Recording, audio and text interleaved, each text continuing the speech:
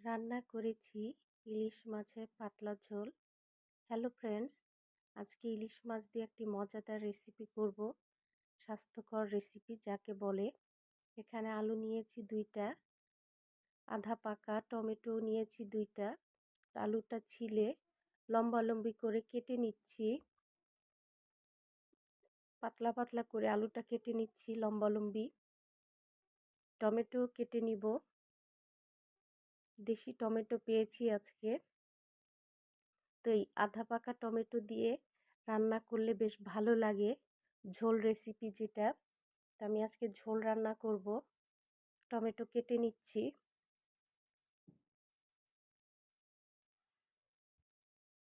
Tomato কাটা হয়ে গিয়েছে, এবারে চলুন রান্নায় চলে যাই। কড়াইয়ে তেল দিয়ে মাছটা আমি ভেজে নিব। যেহেতু আমার মাছটা ফ্রিজে ছিল, আর হালকা করে ভেজে নিলে ভালো লাগে। তো মাছটা আমি হালকা করে ভেজে নিব।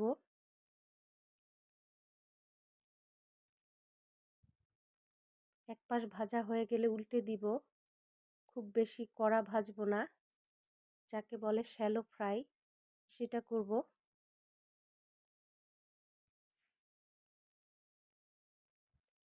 মাছ ভাজা হয়ে গিয়েছে, এবারে নামিয়ে নিচ্ছি।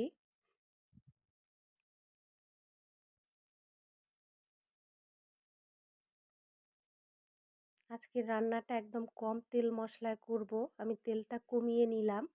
দিচ্ছি পেঁয়াজ বাটা, সামান্য আদা রসুন বাটা, হলুদের গুঁড়ো, লাল মরিচ বাটা একদম অল্প পরিমাণে।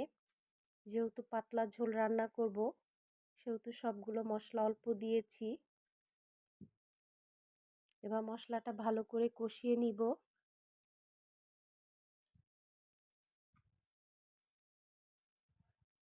মশলাটা আমি ভালো করে কষিয়ে নিচ্ছি। পানি শুকিয়ে গেলে আবার একটু পানি দিয়ে মশলাটা কষাবো।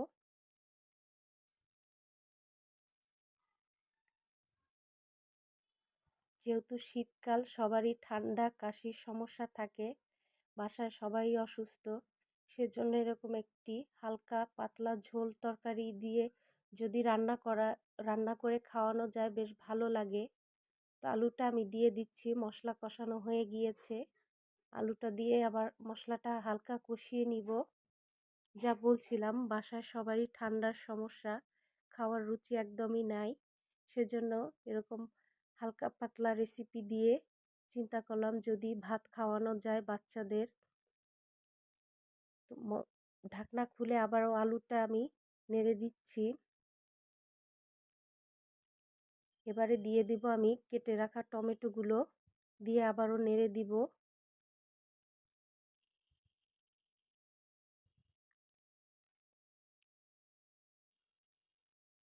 দিয়ে দিচ্ছি স্বাদ মতো লবণ, দিয়ে ভালো করে নেড়ে দিচ্ছি। এবারে ঢেকে দিব ঢাকনা দিয়ে। ঢাকনা খুলে কিছুক্ষণ পরে আবারও নেড়ে দিব। এবার দিয়ে দিব গরম পানি। কষানো হয়ে গিয়েছে।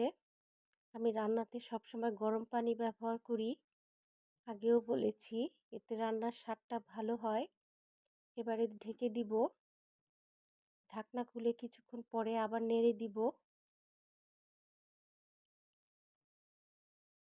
এবারে আমি ভেজে রাখা ইলিশ মাছগুলো দিয়ে দিচ্ছি এর মধ্যে, দিয়ে আবারও ঢেকে দিব। ঢাকনা খুলে আবারও কিছুক্ষণ পরে নেড়ে দিচ্ছি।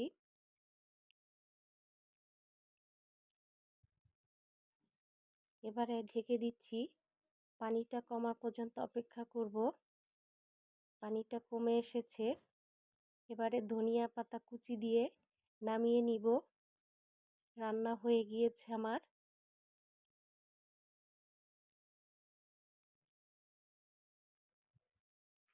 দেখুন রান্নার কালারটা কত সুন্দর এসেছে। তো বন্ধুরা, যদি আমার এই রান্নার রেসিপিটি ভালো লেগে থাকে অবশ্যই জানাবেন। আর ভিডিওটি ভালো লেগে থাকলে অন্যকে দেখার জন্য শেয়ার করে দিবেন। ধন্যবাদ সবাইকে। ভালো থাকবেন। দেখা হবে আগামী ভিডিওতে।